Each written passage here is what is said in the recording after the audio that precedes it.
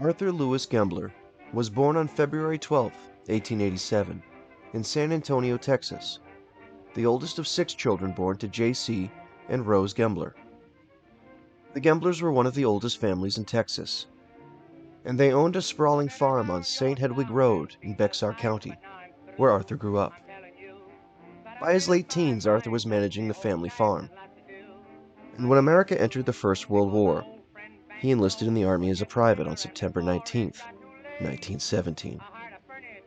Arthur joined the headquarters company of the 360th Infantry Regiment and soon proved himself to be a skilled marksman.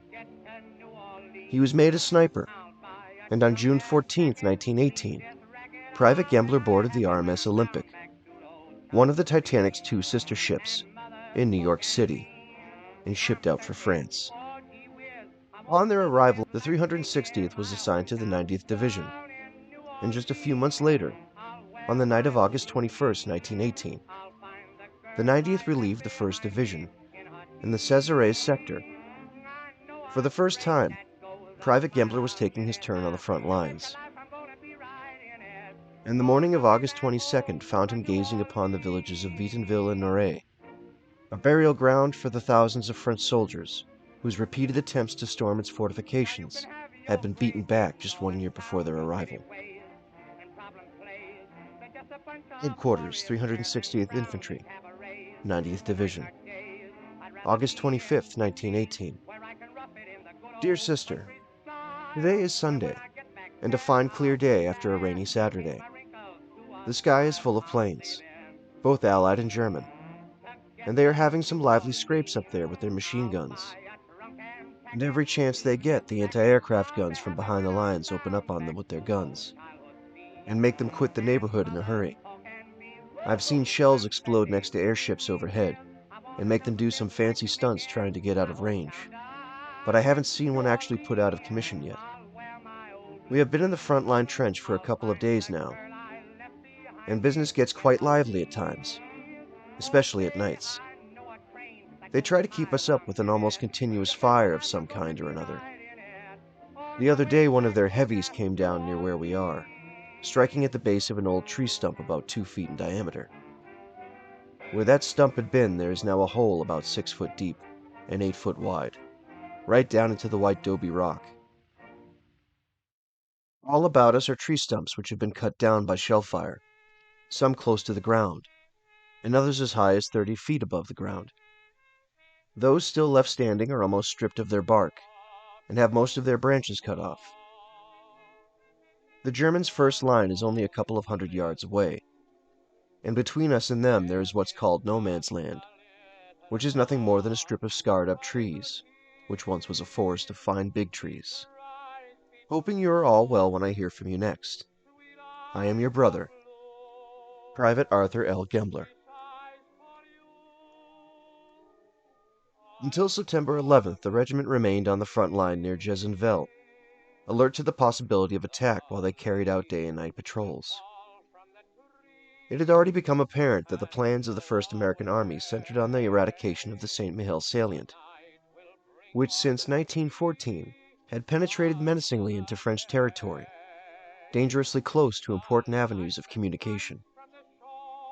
The artillery preparations for this, the first entirely American-led project in the war, commenced at 1 o'clock in the morning on September 12th, and lasted until 5 o'clock, when a precise rolling barrage dropped in front of the regimental sector and started slowly in the direction of the German earthworks.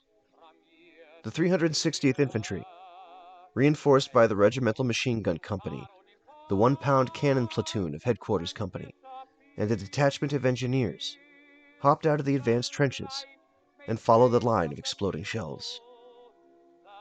The enormous concentration of artillery had done its work well, for no actual resistance was encountered except in B Company's sector on the left, and the entire wave reached its objective ahead of schedule, and dug in with few casualties. And so the Battle of St. Mihiel began. American and French forces pushed back the German army until September 15th, when their supply lines became stretched thin by muddy roads, and the 360th Regiment established their lines across the saddle between Hill 327 and a stretch of woods to their left. In these positions, the regiment endured harassing artillery fire until the relief by the 7th Division in late September.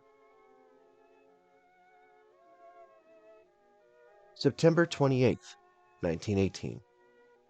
Dear Sister, I am going to write you a few lines to let you know that I am still well and feeling fine since we were relieved on the front about a week ago after the big drive we were in.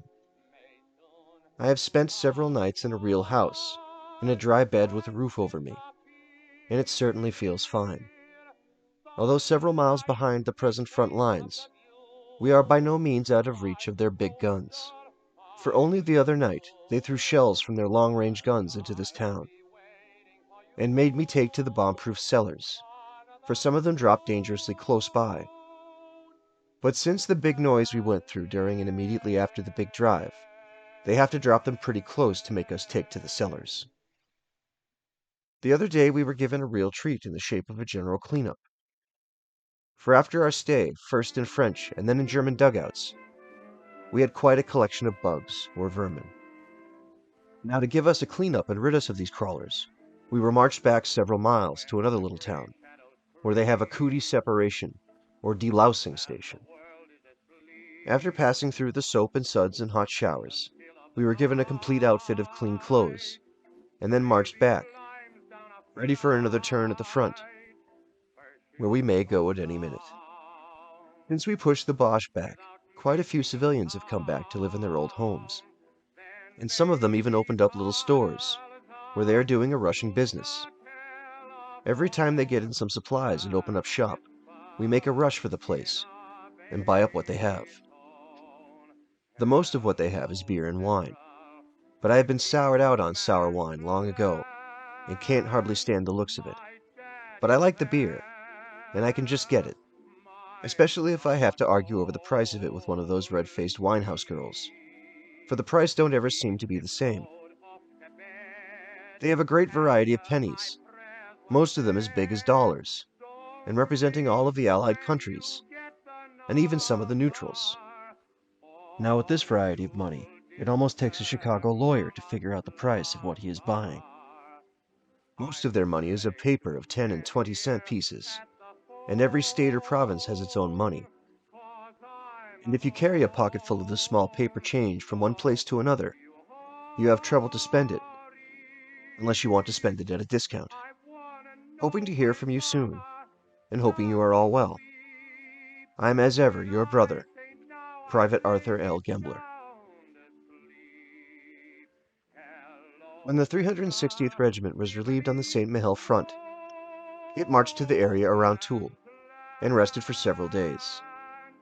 By October 17th, the 360th had moved into the trenches near Bois de Couzet, where German heavy guns were delivering a monotonous and continual fire on their trenches.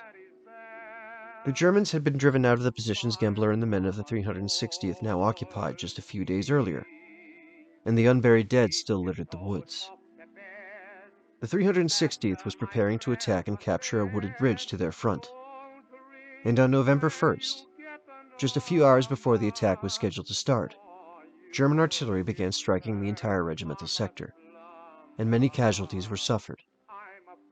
Huge quantities of thermite, it almost seemed to be liquid fire at the time, was showered down upon the battalion, and by 1:30 the enemy's fire had attained such accuracy that a direct hit was scored on the light shelter, which served as the 360th Infantry's command post. There were 26 casualties that night in the headquarters detachment alone. One of those casualties was Private Arthur L. Gembler. The Gembler family was devastated by Arthur's loss, which occurred just 11 days before the war's end on November 11th. Arthur was buried in one of the numerous American military cemeteries that dotted Belgium, but the Gemblers were determined to bring him home. And in 1921, Arthur's body left Antwerp on board the SS Wheaton. After one final journey, he was laid to rest in Medellin Memorial Park in San Antonio. The American Legion's Arthur Gembler Post, number 375 in San Antonio, Texas, is named in his honor.